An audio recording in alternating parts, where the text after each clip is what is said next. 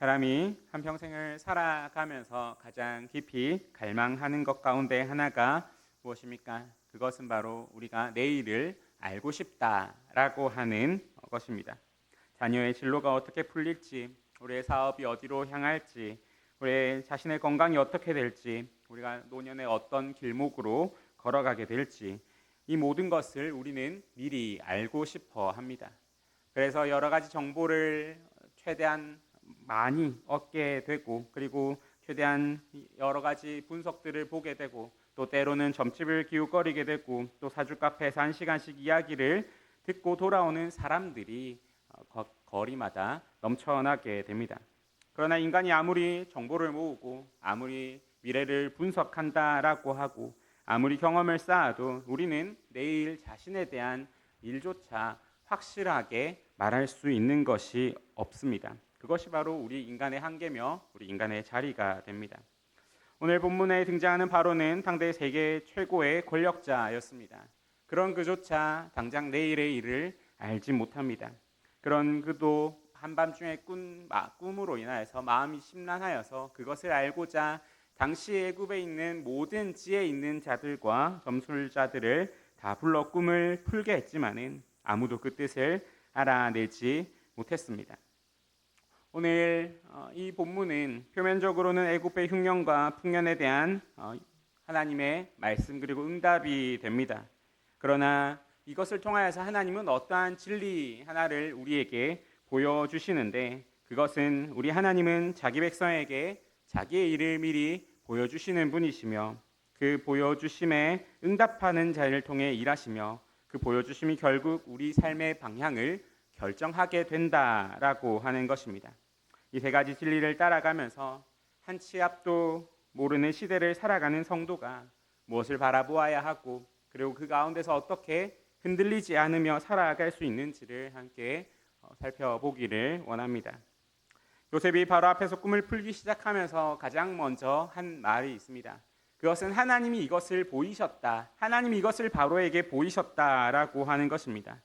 요셉은 그 꿈을 풀면서 자기의 어떤 것을 자랑하지 않습니다. 이것이 어떤 꿈이고 어디서부터 유래했는가라는 것을 말하지 않습니다. 처음부터 끝까지 하나님이 보이셨다라고 하는 것에 요셉은 큰 중점을 두게 됩니다.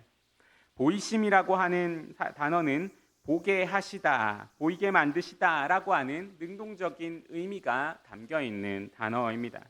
단순히 보였다는 것이 아니라 하나님이 친히 그것을 보게 하셨다. 곧 바로의 꿈은 한 번의 우연한 환상이 아니라 하나님이 친히 보이시고 친히 알리시는 계시적인 행위였다라고 하는 것입니다. 하나님은 우리에게 보이시고 말씀하시는 분이십니다.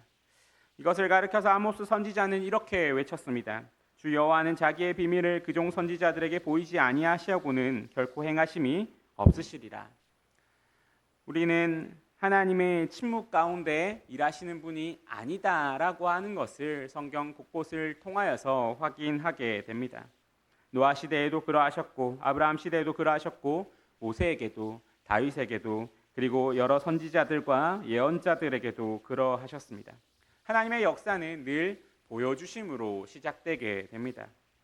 그러면은 우리는 어떻습니까? 우리는 어떠한 하나님의 보여주심 가운데에서 살고 있는 사람들이 됩니까? 사실 우리는 성경의 그 누구보다도 가장 큰 보여주심, 가장 큰 계시를 받은 사람이다라고 말할 수가 있습니다. 왜냐하면 우리에게는 성경 66권이 주어져 있기 때문입니다. 하나님이 창세부터 종말까지, 그리고 천지 창조에서 새 하늘과 새 땅까지 우리에게 있어서 가장 큰 미래인 심판과 구원, 그리고 주님의 재림과 부활, 영원한 생명과 영원한 형벌을 다 보여주신 그 계시의 책을 우리는 이미 가지고 있습니다. 세상 사람들이 당장 내일을 몰라서 점집의 문을 두드리고 어떤 다른 것들을 위하여서 애를 쓸 때에 우리는 영원을 보여주신 책을 가지고 그리고 그 책을 펴고 앉아있는 하나님의 백성들이 됩니다. 그런데 그 책을 가지고 있는 우리의 모습은 어떠합니까? 우리는 너무나 자주 그 책을 책상 위에 그대로 두고 살아가게 됩니다. 우리에게 있어서 휴대폰의 알림은 정말로 그때그때 확인하며 그것이 조금이라도 안 읽은 채로 남아있는 것이 불안하게 느껴질 만큼 그 모든 알림을 확인하면서 살아가고는 하지만은 하나님이 보내신 그 책, 하나님이 우리에게 친히 쓰신 그 편지는 펼치지 않습니다. 뉴스기사 한 줄은 단숨에 읽어 나가면서도 매일의 그 말씀 한 구절 앞에서는 참 그것이 읽어 나가기가 쉽지 않음을 느끼면서 살아갑니다. 그리고 그 펼치지 않은 책상 앞에서 우리는 자주 이렇게 이야기를 합니다. 요즘 하나님의 뜻이 잘 무엇인지 모르겠다. 하나님이 나에게 응답하지 않으시는 것 같다. 하나님이 나에게 말씀하시지 않는 것 같다라고 말을 하기도 합니다. 그러나 우리가 정말로 그런가라고 하는 것을 생각해 본다면은 하나님이 멈추신 것이 아니라 우리가 그 하나님이 주신 그 편지를 펼치지 않은 것입니다. 하나님의 입은 단 한 번도 닫힌 적이 없습니다. 닫혀 있는 것은 우리의 손이었고 우리의 시간이었으며 우리의 마음입니다. 우리 하나님은 지금 이 순간에도 우리에게 말씀하고 계십니다. 성경은 끊임없이 하나님이 말씀하시는 분이시다라는 것을 증거합니다. 우리는 언제나 하나님은 말씀하시는 분이시며 그 말씀하심을 그 성경을 통하여서 이루신다라는 것을 기억하면서 살아가야 합니다. 요셉의 메시지는 꿈 해석에서 멈추지 않습니다. 요셉은 그 꿈을 다 푼 뒤에 바로 한 가지 겉면으로 넘어가게 됩니다. 이제 바로께서는 명철하고 지혜 있는 사람을 택하여 애굽 땅을 다스리게 하시고 바로께서는 또 이같이 행하사 나라 안에 감독가를 두어 그 7해 풍년의 애굽 땅의 5분의 1을 거두시옵소서라고 말하는 것입니다. 요셉은 하나님의 보여주심, 즉 하나님의 그 계시가 무엇을 위하여서 온다라는 것을 알았던 사람입니다. 하나님이 보여주심, 하나님의 말씀하심, 그리고 하나님의 알려주심은 우리에게 있어서 어떤 정보 전달을 위하여서 주시는 것이 아닙니다. 하나님의 계시는 응답을 위해 주어지게 됩니다. 성경을 한번 펴보아서 하나님이 말씀하심, 그리고 무엇을 위하여서 우리에게 보여주심이라는 것을 한번 묵상하게 되면은 하나님이 자기 백성에게 무언가를 보이실 때마다 그 보여주심과 그 계시 뒤에는 항상 한 가지 부르심이 따라 붙는다라고 하는 것을 확인할 수가 있습니다. 준비하라, 그리고 응답하라라고 하는 것입니다. 노아에게 홍수를 보이실 때 하나님은 단순히 120년 후에 큰 비가 올 것이다 라고 하는 정보를 전해주신 것이 아닙니다. 하나님이 그것을 보여주실 때 그것은 노아로 하여금 이제 그것을 위하여 너는 준비하라, 이제 그것을 위하여 너는 움직이고 응답하라 라고 하는 말씀이었습니다. 아브라함에게 소돔의 멸망을 보이실 때도 마찬가지였습니다. 하나님은 내가 하려는 것을 아브라함에 숨기겠느냐라고 하시면서 그 일을 보이셨고 아브라함은 그 보이신 것을 그 계시를 받자마자 중보의 자리로 나아갔습니다.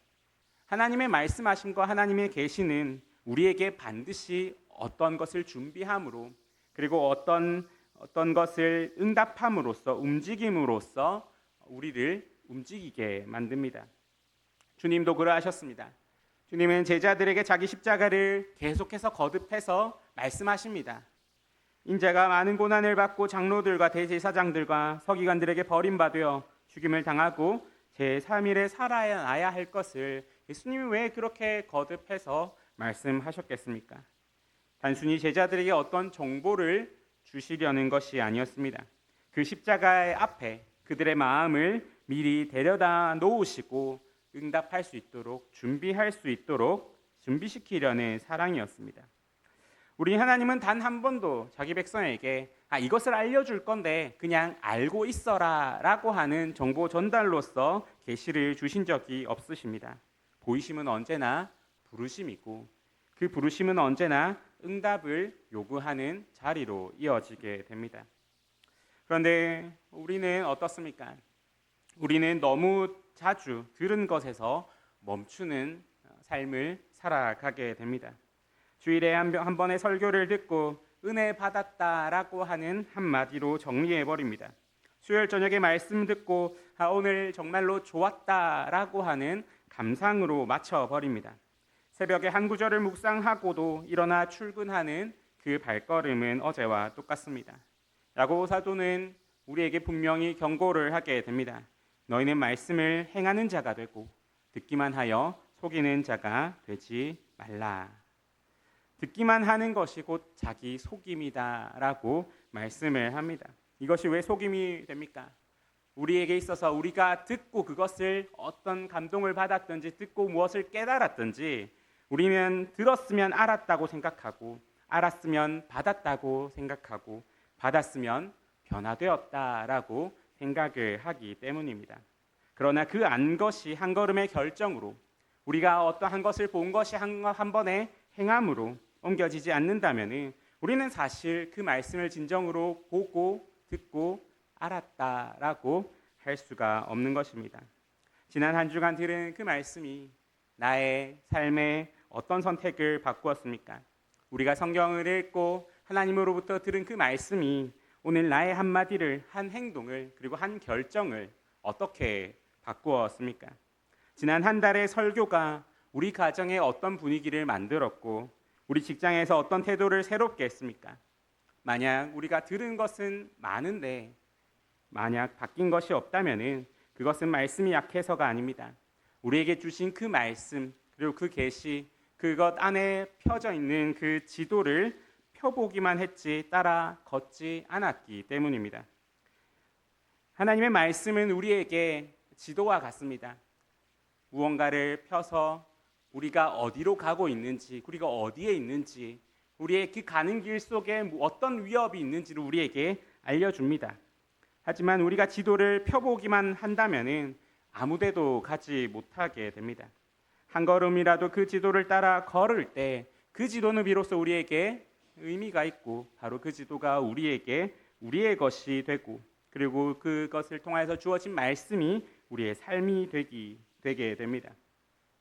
요셉은 하나님이 보여주신 그 길 위에서 그 길을 따라 걸었습니다. 요셉은 자기 머리로 다른 계획을 짜내지 않습니다.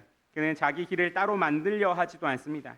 하나님이 그려두신 그 길 위에서 하나님이 가르쳐 주신 그 방향대로 한 걸음씩 걸어 나가게 됩니다. 이것이 바로 신앙인의 자리입니다. 우리는 자기 인생의 지도를 자기 스스로 그리려는 사람들이 아닙니다. 우리는 하나님이 우리의 삶을 인도하신다라고 하는 것을 고백하며 하나님이 우리의 그 모든 것을 계획하셨다라는 것을 고백하며 그 가운데서 무엇이 하나님의 뜻입니까? 라고 하는 것을 물으며 우리의 삶을 살아가는 사람들입니다. 즉 우리는 하나님이 이미 그려두신 그 지도 안에서 살아가는 사람들이 됩니다. 그래서 시편 기자는 이렇게 고백하기도 합니다. 내가 짓기 전에 주의 눈이 보셨으며 나를 위하여 정한 날이 하루도 되기 전에 주의 책에 다 기록되었나이다. 우리가 태어나기 전에 이미 우리의 모든 날이 그분의 책에 기록되었다라고 하는 이 고백이 우리에게 있어서 얼마나 큰 위로의 자리가 됩니까?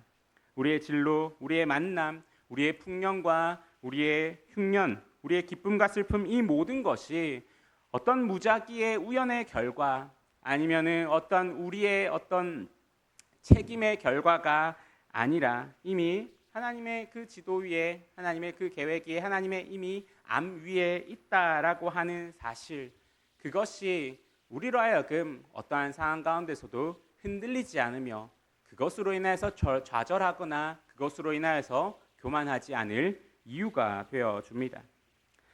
우리는 종종 이 사실을 잊고 살아가기도 합니다. 우리가 그 사실을 잊고 살아갈 때 우리의 삶이 어떻게 됩니까?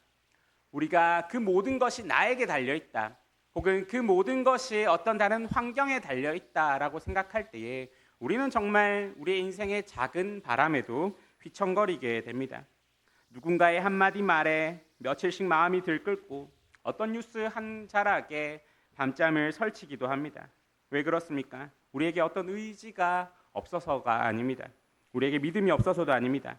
우리가 매일 그분이 보여주신 그 말씀과 그 방향을 확인하지 않기 때문입니다.